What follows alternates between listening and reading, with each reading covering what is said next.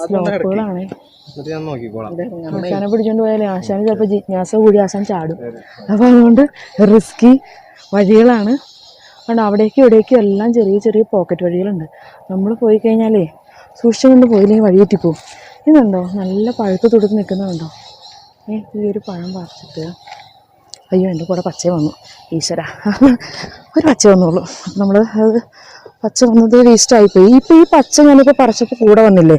അപ്പോൾ നമ്മൾ ഇത് കാരണം ഹാർവെസ്റ്റ് ചെയ്യുന്ന സമയത്ത് നമ്മൾ കൂടെ വന്ന ഈ കോഫി ഇപ്പോൾ അവർ അതിനകത്ത് ഇടില്ല.